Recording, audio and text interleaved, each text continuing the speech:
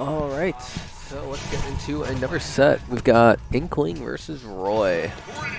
Very aggressive set here. I expect to see a lot of different scrapping going on. Aloha immediately starting up with the up throw combos from Inkling. A nice clean 30%. This matchup can be a little bit tough for Roy, but as soon as I say that, there's that down air, so I don't know about how tough it can be, but that sweet spot is going to be a really important thing. Of course, Turrin can play a bit more of a spacing game by having a sword, but Aloha no stranger to spacing things out with things like that Inkling back air. And of course that down air really swung that set very quickly. The jab, but no air dodge read there.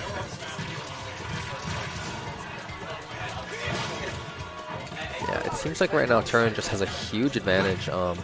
Already winning some of these scrap situations from the power of Roy's sweet spots, but the up throw coming out. No booyah combo, but being able to get that offstage pressure and getting that kill at the fair. Great conversion from Aloha, conditioning based off of the up throw. We noticed there at Turn didn't air dodge, maybe because of the fear of some of the combos that are coming out. Seeing that Aloha is very comfortable going for some of these air dodge reads and is willing to catch people lacking.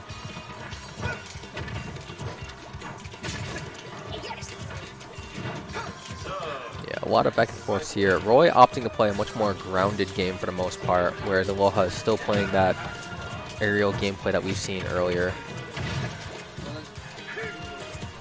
I think Aloha is doing a really good job of catching Turrin's landings, which is why he may have been opting for a more grounded game plan.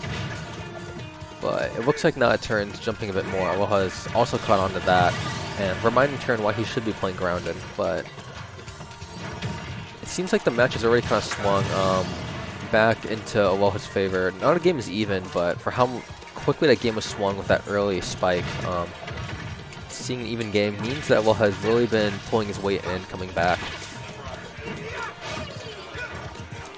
Or offstage situation.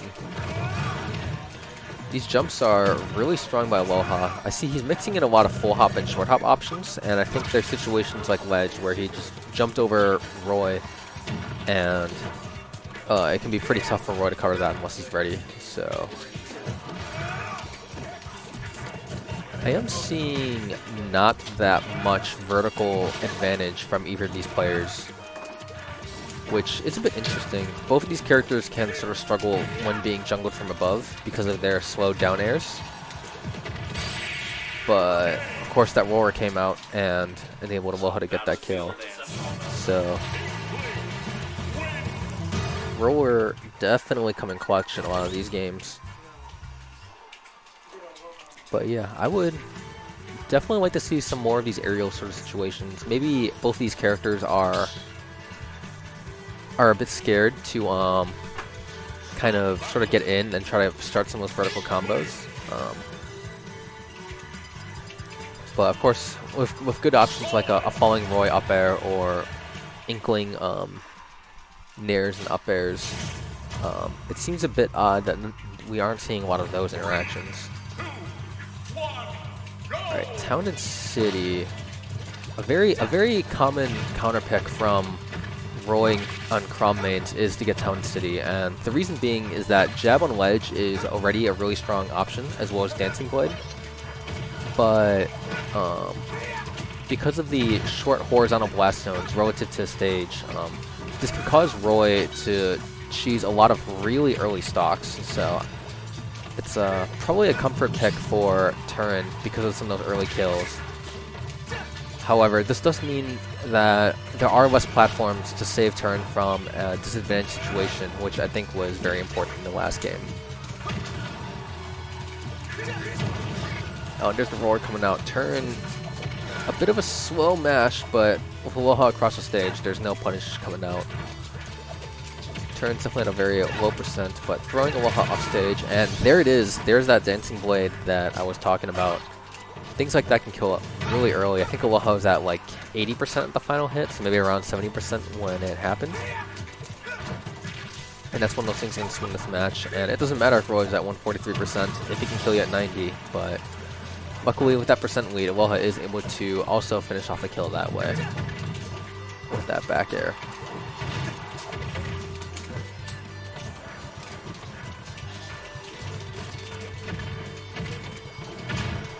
Let's see what else we can get on here. Oh, big edge guard coming from Aloha. Not quite enough to take out Turrin, but definitely putting some pressure and percent on him. The paint gun coming on, pushing out Roy.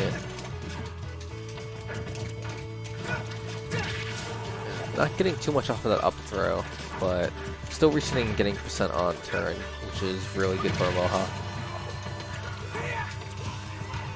Turrin, this should be around a percent for Inkling's Booyah, so we'll see if Aloha looks for that. But this is also a percent where Aloha could die to a jab back air or to a dancing blade off stage. So Aloha getting caught off stage. Turrin looking for that jab, but not quite getting it with Aloha getting that shield out in time.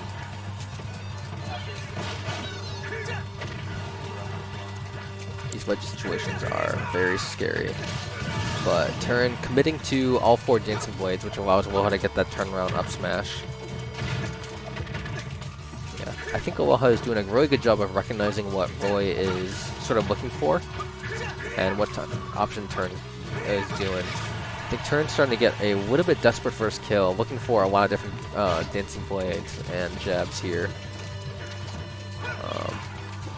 Double spot dodge coming out, keeping Turrin just barely safe. And Aloha just seeming to avoid all the big hits until right there. A classic commentator's curse moment, of course. But we'll see how this set closes out. It seems like Aloha's doing a really good job of getting the safe pressure. I see Turrin looking for things like the jabs and some of the other hits there. Although now Turrin's playing for some of these nairs. A great adaptation, just sort of also matching some of the safer neutral while also weaving in some of these more aggressive and explosive options. Big jab. Oh, going for the F smash read again. Aloha going for the same roll-in option though, and getting away with it. The roller though coming in and taking out Turrin. Inkling may not have a lot of kill options, but if an Inkling can get that roller, they are in a very good spot to get a clean F smash like that. Aloha taking this